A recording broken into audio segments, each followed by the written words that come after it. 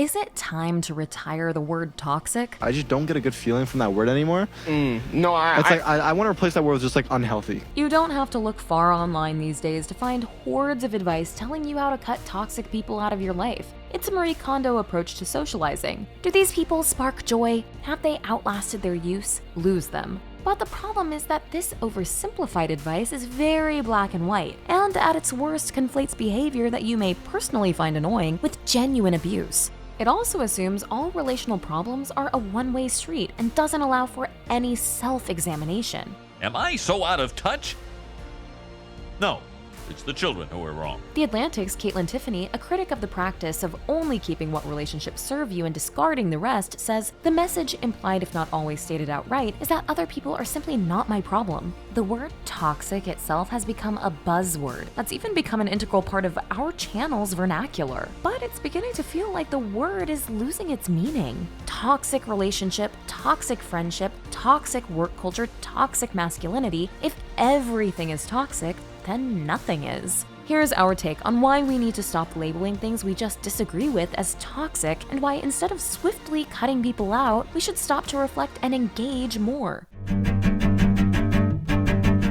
So, when did everything become so toxic? In 2018, the Oxford Dictionary chose toxic as its word of the year. And at the time, it was toxic masculinity that was in the spotlight. While the term has been around since the 1980s, it became a mainstream phrase that hasn't left our vernacular in the mid to late 2010s. The hashtag #MeToo movement was at its peak. Donald Trump, the epitome of the catch-all phrase, ran on and won the presidency with a tough guy bully act. And when you're a star, they let you do it.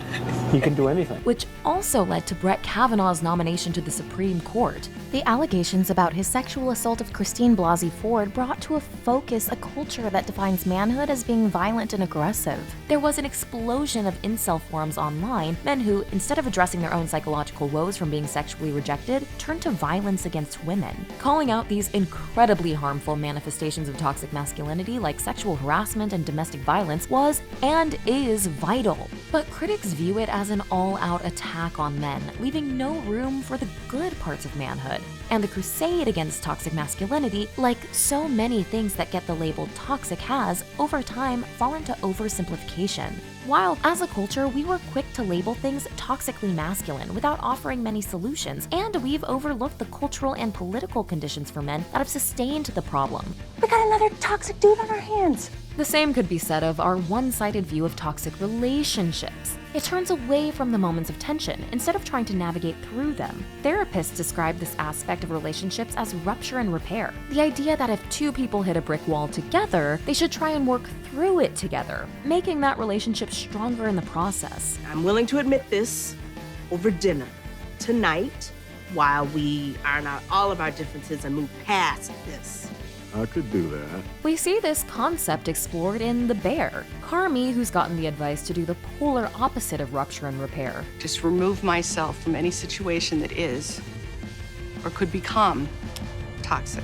Is trying to navigate a chaotic new environment that is undeniably toxic. He's constantly arguing with his family, his chefs don't respect him, he's having nightmares, work is hell, but instead of taking the easy way out by selling the restaurant to his uncle, he slowly attempts to mend these relationships, hoping it will mend the business at the same time. It's not a simple process. In fact, it's pretty painful at times, but ultimately it brings everyone closer together. I just want things to be calm. I just want things to be on solid ground. I want things to feel... Consistent. Yeah, consistent. That's totally reasonable. Conflict is a natural, healthy part of life. We just need to learn how to overcome it while staying connected. One explanation for this inclination to cut toxic people out cold turkey is that we've become accustomed to modeling that behavior online. We can easily block and move on when we don't like what someone says. And this may be an important tool for safety and well-being online, but if we bring that into real life, it could seriously harm our ability to connect. You are so toxic. It feels like we're still navigating the issue of having dual citizenship in the real world and on the internet. It's undeniable that people act differently online. In fact, the so-called disinhibition effect can encourage people to act meaner online than they would in real life. Ironically, researchers call this toxic disinhibition. There's a depersonalization that happens online too, with ourselves reduced to avatars and words on a page, so it sometimes does feel like you're not really interacting with a person. Coupled with the fact that, as Black Mirror creator Charlie Brooker once described, social media is gamified. It's a role-playing game where you're playing a heightened version of yourself in order to get points. It's a computer game. And so our communication online isn't designed to connect with other people, but instead to gain attention, to win the game.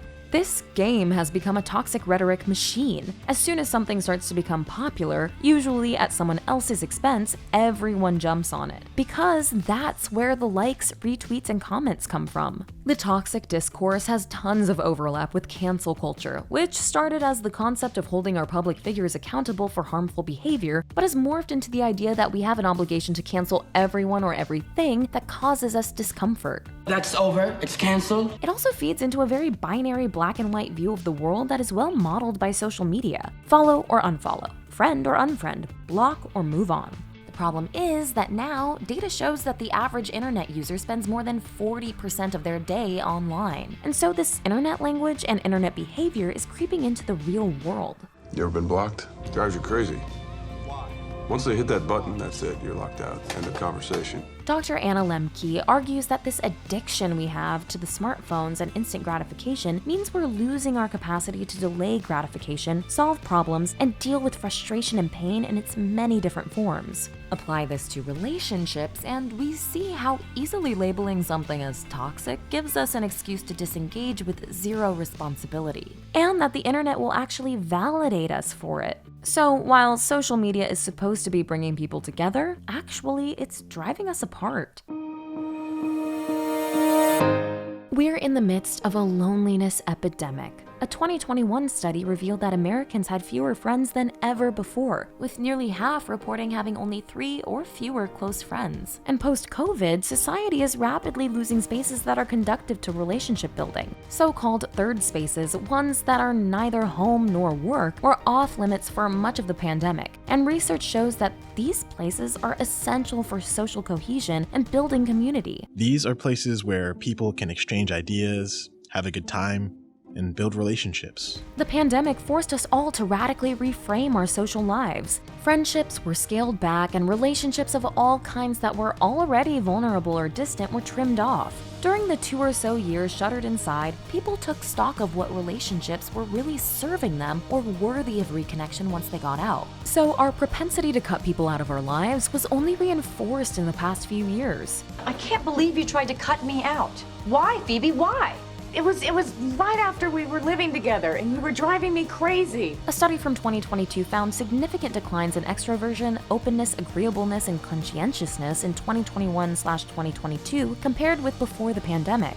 And this toxic rhetoric has expanded beyond relationships and masculinity toward a more all-encompassing mantra on how to live our lives. There is advice on how to spot a toxic social media account, how to survive a toxic coworker, and how to recognize and call out a toxic work environment. This is your fault, my man. Because you don't turn up on time, you don't do the orders, you don't do the prep, you don't give a about us. Some of this is helpful because it allows us to draw boundaries and acknowledge bad practice, but it's not a one-size-fits-all strategy. Sometimes there's value in not only navigating these environments and relationships, but also striving to improve them.